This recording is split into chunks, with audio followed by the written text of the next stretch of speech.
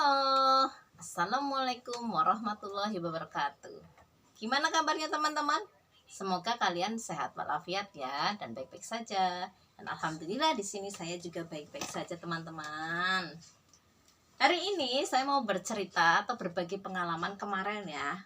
Kemarin apa yang terjadi sama diri saya sendiri sangat luar biasa teman-teman, dan ini kejadiannya sangat fakta ya, dan real, emang bener-bener fakta yang dialami sama saya, sehingga saya sedikit takut sama sedikit dibilang trauma sih enggak, tapi takut lah ya. Gini ceritanya teman-teman, kemarin saya main ke tempat Simbah, sebut saja namanya Simbah ya, karena beliau nggak mau disebutin namanya, kita panggil saja Simbah nih. Padahal hampir setiap harinya saya itu main ke tempat Simbah, tetapi setiap harinya pun juga kayaknya hampir setiap harinya selalu ada pasien ya. Tetapi di sini pasien kali ini berbeda dengan pasien yang lain. Menurut saya sih, karena mungkin ini mempengaruhi saya kemarin ya, jadi agak berbeda. Pasien ini adalah seorang pejabat tinggi. Sebelum menjadi seorang pejabat tinggi, beliau datangi ke orang pintar supaya tujuannya tercapai, yaitu menjadi seorang pejabat tinggi yang dihormati, yang ditakuti, yang disanjungi, dikagumi, diajeni lah ya. Bapak pejabat ini datang minta tolong ke orang pintar ini, dan orang pintar ini benar-benar mengabulkannya dengan cara bapak pejabat ini dimasukin sesuatu seperti makhluk lain, makhluk halus atau sebangsa jin atau apalah, saya kurang paham hal itu, tapi dimasukin makhluk lain ke dalam tubuh bapak pejabat ini. Nah, setelah dimasukin, memang benar, dia menjadi seorang pejabat yang ditakuti, dihormati, disanjungi, dikagumi. Tetapi kelama-kelamaan, tahun demi tahun, bapak ini sudah mulai merasa kayak sadar atau merasa aneh pada dirinya, kayak bukan seperti dirinya sendiri. Nah, bapak ini sebenarnya bisa menuju ke siapa tadi, orang pintar ini, karena atas tindakan suruhan orang tuanya. Karena orang tuanya juga seperti itu. Orang tuanya usianya sudah 100 tahun lebih. Katanya usianya udah 100 tahun lebih, dan alhamdulillah masih hidup. Tetapi di sini bapak pejabat ini sudah berpikir lagi, tidak mau seperti orang tuanya, karena di sini bapak pejabat ini ingin sekali hidup normal seperti kita manusia biasa, tanpa ada beban, tanpa ada rasa takut. Kata bapak pejabat ini, sekarang ini banyak yang berubah, banyak yang aneh pada dirinya sendiri, seperti tidak bisa mengontrol dirinya sendiri, sama keluarganya pun, anak istrinya pun takut sama dirinya, jadi dia merasa aneh. Maka dari itu bapak pejabat ini minta bantuan sama si Mbah.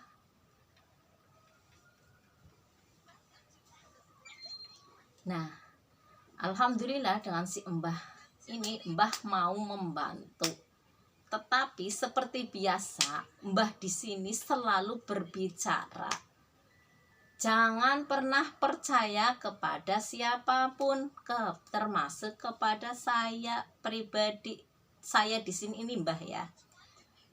Karena percaya itu hanya sama Allah.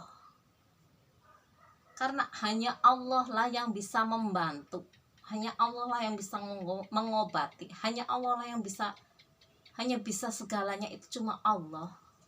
Gitu kata si Mbah. Nah, tapi di sini si Mbah mencoba membantu, mungkin lewat perantara si Mbah. Siapa tahu Allah mengizinkan.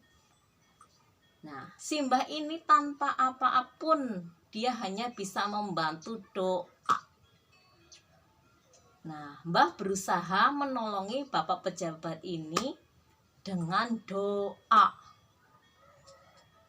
Nah, pas dibacain doa sama Mbah, di sini Bapak pejabat ini merasa kesakitan, seperti mengaung-ngaung, seperti kayak kerasukan kayak gitu.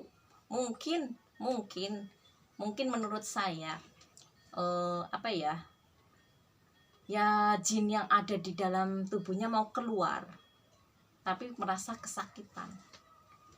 Sampai mengaung-ngaung, sampai berteriak-teriak. Nah, terus Mbah berhenti berdoa karena tidak mau memaksakan, takutnya fisik Bapak pejabat ini tidak kuat. Akhirnya sudah, karena apa, melihat bapaknya keluar darah dari mulut, dari hidung, dari mata, ini keluar darah, jadi Mbahnya berhenti. Nah, Mbah cuma mengasih apa ya, saran, itu harus dihilangin secara perlahan saja biar nggak menyakiti tubuh Bapak pejabat, dengan cara datanglah ke masjid, sholatlah ke masjid, sholat 5 waktu, berzikir, berdoa, memohon kepada Allah. Hanya itu, mungkin nanti si jinnya perlahan-lahan tidak betah, tidak kuat. Makanya nanti suatu saat insya Allah bakal ninggalin tubuh Bapak pejabat. Itu jalan satu-satunya, kata Simbah. Mungkin insya Allah dengan kayak gitu si jin atau si makhluk itu bisa keluar perlahan-lahan, karena nggak betah, panas ya. Mungkin kata menurut saya sih kayaknya panas. Mungkin kalau sering ke masjid, sering sholat kan lama-lama nggak betah gitu ya. Nah, tapi anehnya ya, baru pertama kali ini kejadian sama saya. Setelah habis mendoakan, sudah selesai, kita ngobrol, duduk lagi, kan saya juga masih di situ. Tanpa sengaja saya memegang pundak atau apa ini? Kalau bahasa Jawanya geger. Pundaknya Mbah. Di situ luar biasa. Saya tangannya kesemutan, kayak kesengat listrik atau kayak apa, pokoknya seperti mau kejang-kejang. Dari ujung kaki sampai ke punggung, dan punggung sini terasa berat.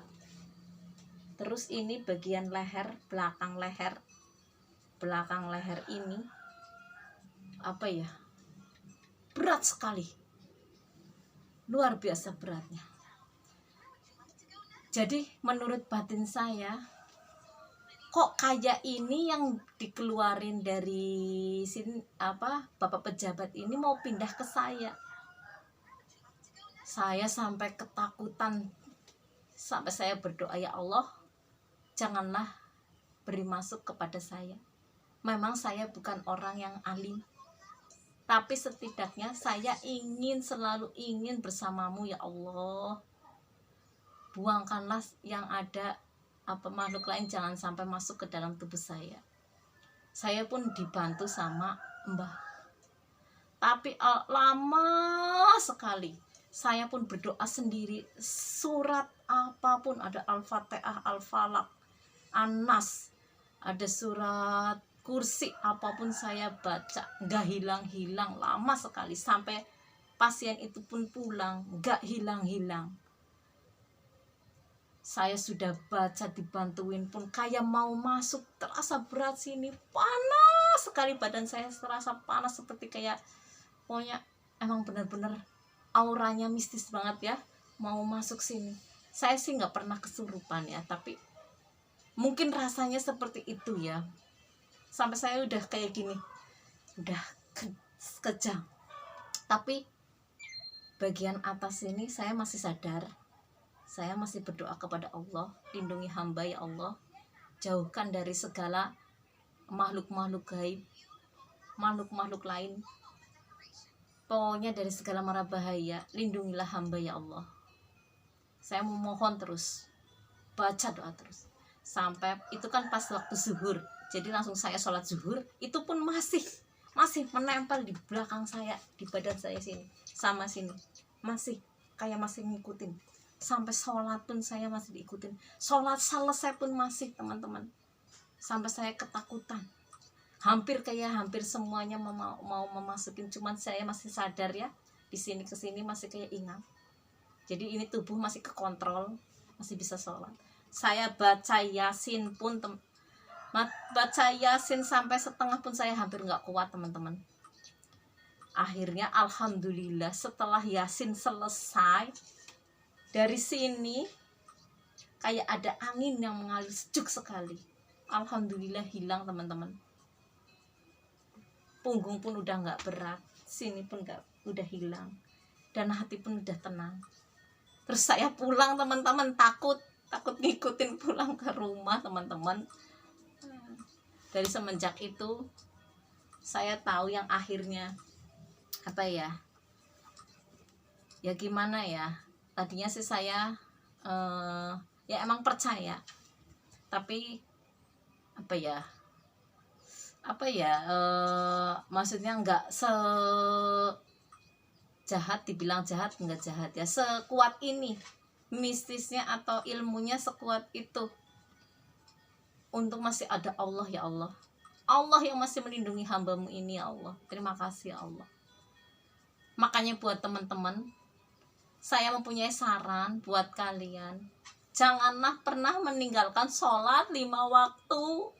Buat kalian semua, jangan pernah ninggalin sholat 5 waktu.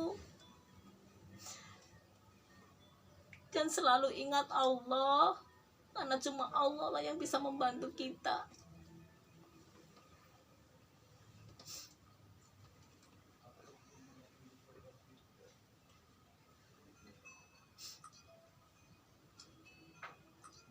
Saya nggak bisa berkata apa-apa, cuma saya memberi saran aja kepada kalian semuanya. Jangan lupa sholat 5 waktunya ya, berdoa kepada Allah, zikir, banyak-banyaknya beriman, bersedekah pada semuanya. Pokoknya iman kita harus kuat. Setidaknya kalau kita mau tidak beriman kepada Allah, setidaknya kita jangan pernah meninggalkan 5 waktu ini ya. Itu pengalaman kemarin saya. Alhamdulillah saya masih dilindungi Allah. Allah masih sayang kepada saya. Saya bersyukur sekali. Oke teman-teman, terima kasih sudah menonton video saya.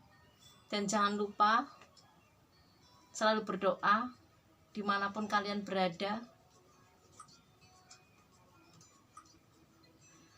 Oke, terima kasih sudah mendengarkan cerita saya teman-teman. Dan saya memohon maaf jika saya banyak salah atau banyak kata-kata tadi. Di sini saya minta maaf. Saya hanya membagi cerita kemarin yang terjadi sama saya.